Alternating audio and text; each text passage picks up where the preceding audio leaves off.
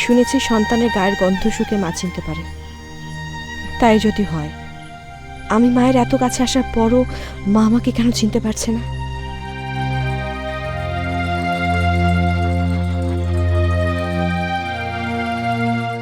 নাকি ইচ্ছে করে মা ধরা দিতে চাইছে না?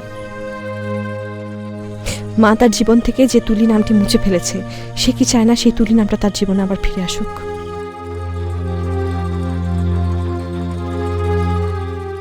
ঠিক আছে, তুমি যদি আমাকে চিনতে না পারো মা, যেচে আমি আমার পরিচয় তোমাকে দেব না।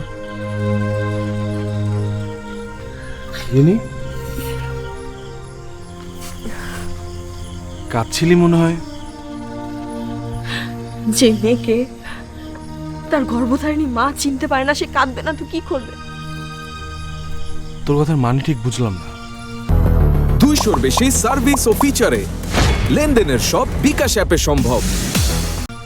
তুই আমার কাছে বারবার জানতে চাইছিলি না আমি কেন ওদের জন্য এত কিছু করছি? হ্যাঁ, সেটা আমি এখনো জানতে চাইছি। কারণ এটাই আমার শেকড়। শেকড়? তুই জানতে চাইছিলি না আমি কেন ওদের জন্য এত কিছু করছি?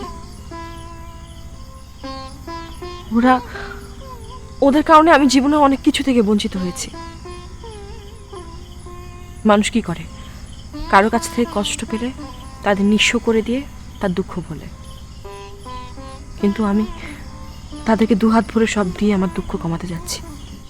আমি কিন্তু তোর কথার মানে একদম বুঝতে পারছি না। তুই যাদেরকে আমার মামুনি বাবা বলে জানতি, তারা আসলে আমার মামুনি বাবা না। তাহলে? আমার মামুনির পক্ষে সন্তান জন্ম দেওয়া সম্ভব ছিল না, তাই আমার বাবা এই মর্জিন আর গফুর দম্পতির কাছ থেকে আমাকে মাত্র 50,000 টাকায় কেনে। তার মানে ওরা তোকে বিক্রি করে দিয়েছিল? খুব অবাক লাগছে না তোর? এটাই বাস্তবতা। কিন্তু এতদিন পরে সেই সত্যটা তোর সামনে এলো কি করে?